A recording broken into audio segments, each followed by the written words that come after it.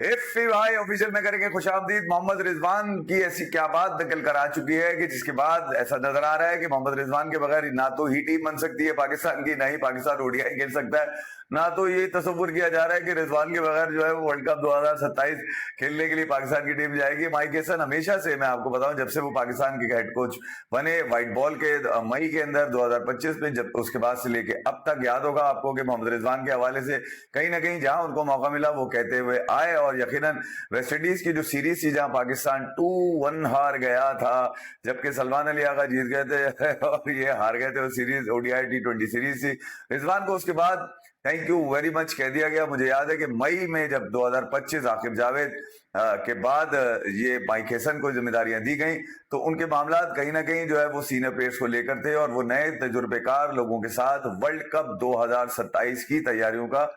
सिलसिला करना चाहते थे। और गाय बगाए उन्होंने सिलेक्शन कमेटी को इस हवाले से बताते रहे, लेकिन सिलेक्शन कमेटी ने शायद उनकी मानी नहीं, या फिर रिजवान का जो कल्चर था कि हकमियत वाला कल्चर था कि सिलेक्शन कमेटी पे असरअंदाज होते थे। यही कुछ माइक हेसन ने दबे अल्फाजों में आज भी कहा। जिस तरफ उन्होंने इशारा किया वो यकीनन उस तरफ लोग जा नहीं रहे, शायद उनके पर जलते हैं या फिर वो उनके ऊपर बात नहीं करना चाह रहे। मगर माइक हेसन क्योंकि पतली गर्दन है,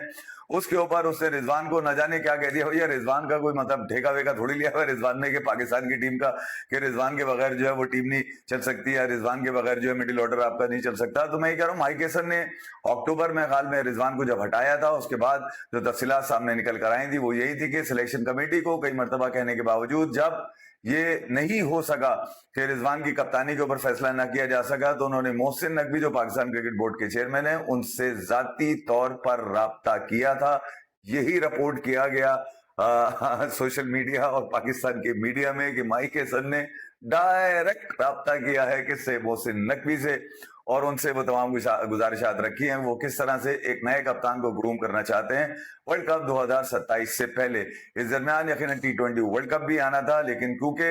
आज जो कुछ माइक हेसन ने मीडिया से, यानी कल जो माइक हेसन ने मीडिया से कहा, उसके ऊपर आग लगी हुई है लोगों के अंदर, जो रिजवान को तो चाहते हैं मगर पाकिस्तान की टीम जीतना नहीं चाहते। माइक हेसन ने बड़े खुले अल्फाजों में ये कहा कि ये सिलेक्शन कमेटी से बात हो गई थी, सिलेक्शन कमेटी से बात हो गई थी कि रिजवान को इस टूर पे ड्रॉप किया जाएगा, ड्रॉप कर दिया गया मोहम्मद रिजवान को। उसके बाद से ये खबरें जो थी वो माइक हेसन की तरफ जाती हुई नजर आई कि माइक हेसन पाकिस्तान की क्रिकेट बर्बाद कर रहे हैं। नहीं यार, मेरे ख्याल में 2022 से अगर मैं देखता हूं तो 2026 तक आपके पास कुछ आया तो है नहीं। माइक हेसन तो आया 2025 में, इससे पहले जो लोग थे उनसे भी, उनके बारे में भी कभी कह दिया करे माइक हेसन पतली कर देने। मैं जैसे पहले भी कह चुका हूं कि यार सारी चीजें उसके ऊपर लाद दी जाती है। माइक हेसन ने रिजवान को हटाने की जो वजह बताई है वो जरा खुले अल्फाजों में आपको बता दूं, जिसमें उन्होंने कहा कि मिडिल ऑर्डर का जो है रोल बड़ा अहम है वर्ल्ड कप 2027 में, जहां पर हमें मिडिल ऑर्डर जो कम से कम तेज स्ट्राइक रेट के साथ खेलता हो। रिजवान का स्ट्राइक रेट जैसे कि सब जानते हैं कि ओडीआईज में उस मिजाज का नहीं है जिस मिजाज की दुनिया में इंटरनेशनल स्टैंडर्ड की क्रिकेट खेली जाती है। ओडीआईज के अंदर अगर आप मुकाबला करना चाहें तो आपको अंदाजा हो जाएगा, टीम में ही मुकाबला करना चाहें तो हो जाएगा, जहां पे सलमान अली आगा अगर रिजवान के बाद भी खेलने आते हैं ओडीआईज के अंदर तो उनका 95 का स्ट्राइक रेट है। आप अंदाजा लगा लीजिए कि बाबर आजम और रिजवान, शायद बाबर आजम पे छुरी इस मरतबा माइक हेसन नहीं चला सके। सिलेक्शन से उनके जो मामला थे वो यकीनन सेट हो गए बाबर आजम के ऊपर, हालांकि दोनों ही तकरीबन एक ही जैसे स्ट्राइक रेट से खेलते हुए आ रहे हैं। तो रिजवान के हवाले से जो चीजें मार्केट में थी वो ये बताने की कोशिश की जा रही थी कि माइक हेसन ने शायद जानबूझकर रिजवान के खिलाफ फैसला दिया। बिल्कुल कोई गलत फैसला नहीं दिया माइक हेसन ने। अगर वो व्हाइट बॉल के अंदर एक नए कप्तान यानी कि शाहीन शाह आफरीदी के साथ वर्ल्ड कप 2027 की कैंपेन में जाना चाह रहे हैं और उनको ग्रूम करना चाह रहे हैं तो वेरी गुड यार, पाकिस्तान के लिए इससे बेहतर क्या हो सकता है। मगर शाहीन, क्योंकि आपने देखा होगा शाहीन शाह अफरीदी अभी तक ये डिसाइडेड नहीं कि वो 2027 तक कप्तान है। कम से कम माइक हेसन को ये बात तो बता देनी चाहिए ना कि यार शाहीन को मैंने रख लिया है 2027 तक, वो ये भी बताने से कासिर हैं। जबकि रिजवान से होने वाले सवालात जो थे तकरीबन ऐसा लग रहा था जानबूझकर वो मीडिया टॉक की गई है और ये बताने की कोशिश की गई है कि रिजवान के साथ बड़ी ज्यादती की जा रही है। उन्होंने दो सीधे सीधे लफ्जों में अपनी चीजें बता दी कि उनको एक तो मिडिल ऑर्डर में वो बल्लेबाज चाहिए जो कम से कम तेज स्ट्राइक रेट से खेलते हो, और साथ साथ उनको इस तरह के ऑलराउंडर्स चाहिए जो बैटिंग भी करना जानते हो। अहमद दानियाल के हवाले से भी उन्होंने बात की और उन्होंने कहा कि कई एक जगहों के ऊपर उसने अच्छी परफॉर्मेंस दी है क्योंकि उनके लिए ये टूर जो होगा वो बड़ा अहम होगा। साथ साथ दूसरा ये कि आपने कम से कम यंगस्टर जो आपने बांग्लादेश के खिलाफ खिलाए थे اور اب جو آپ نے یंگسٹر رکھے ہیں ان کو کم سے کم 10 سے 15 میچز آپ کو دینے پڑیں گے. ایک سوال کا جواب دیتے ہوئے مائک ہیسن نے یہ بھی کہا کہ یار 10 میچز تو ہیں پاکستان کے 2027 ورلڈ کپ تک, مگر فیوچر ایف ٹی پی کے تحت ہو سکتا ہے کہ ورلڈ کپ سے پہلے کچھ اور یا اتنے ہی میچز جو ہے پاکستان کی اس ٹیم کو مل جائیں. تو اگر 18-20 اوڈی پاکستان کو ملتے ہیں تو میرے خیال میں جو کچھ ٹیلنٹ مائک ہیسن آزمانا چاہ رہے ہیں وہ 2027 اب دور تو ہے نہیں, ایک ہی سال کا تو فرق رہ گیا, 1.25 سال کا, وہ تو پتہ چل جائے گا مائک ہیسن کتنے پانی کے اندر ہے. بہرحال مائک ہیسن جو کہ نیوزی لینڈ کی ٹیم کے لیے تقریباً 6 سال کا ایکسپیرینس رکھتے ہیں, خود ان کا تو تجربہ اتنا کرکٹ کھیلنے کا نہیں ہے, کیونکہ جو پاکستان کے سابق ٹیسٹ کرکٹر یا انٹرنیشنل کرکٹرز ہیں ان کو اس بات کی تکلیف بہت ہے کہ مائک ہیسن تیرا تجربہ کتنا ہے, رضوان سے بھی کب تیرا تجربہ ہے. میرے خیال میں نہیں یار, یہ اس طرح سے نہیں دیکھنا چاہیے کہ اگر مائک ہیسن لاسٹ ایئر سے آئے تو 1 سال تقریباً ہوا ہے ان کو, اس مہینے مئی میں جا کر 20-21 مئی کو وہ آئے. اکتوبر میں رضوان کو ہٹایا گیا. رضوان کو ہٹانے کے لیے انہوں نے چیئرمین پاکستان کرکٹ بورڈ سے ریکویسٹ کری کہ یار میں نہیں چاہتا کہ یار کہ اس طرح کے سینئر جو ہیں ٹیم کے اندر ہوں جو ٹیم کے لیے بالکل ہی بیکار ہوں, بالکل ٹھیک کہا انہوں نے, بالکل ہی بیکار ہوں. رضوان کی اگر نہ ہونے سے پاکستان کی او ڈی آئی کی حکمت عملی جو ہے وہ بہتر ہوتی نظر آتی ہے. تو میں خیال یار مائک ہیسن کے اس فیصلے کو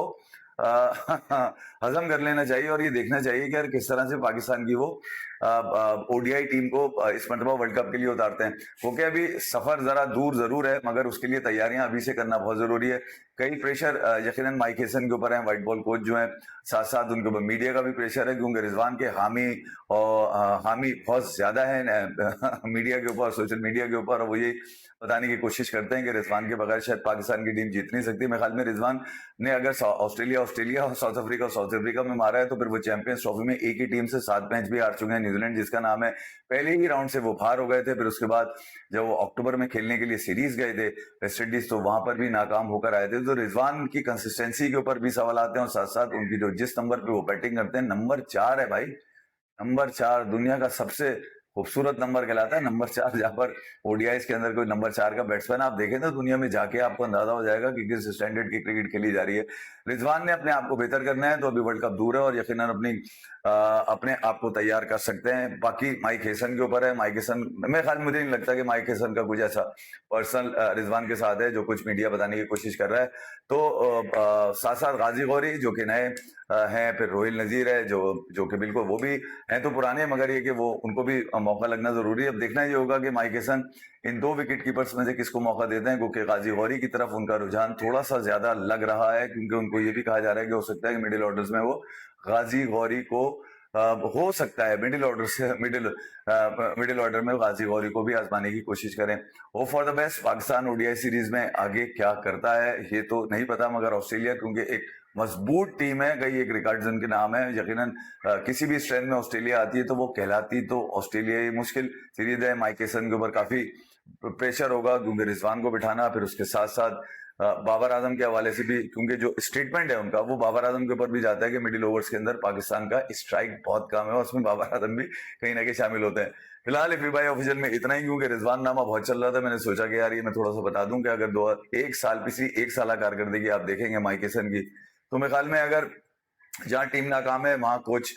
کو تقریباً 1 ہی سال ہوا ہے, اور یقیناً آگے آنے والے ٹائم کا. دوسرا یہ کہ یار رضوان T20 کا تو پارٹ تھا ہی نہیں جب مائک ہیسن آئے تھے, تو میرے خیال میں یار رضوان کے حوالے سے T20 کی بات کرنی ہی نہیں چاہیے, ان سے تو صرف او ڈی آئی کی بات کی جائے وہ بہتر ہے.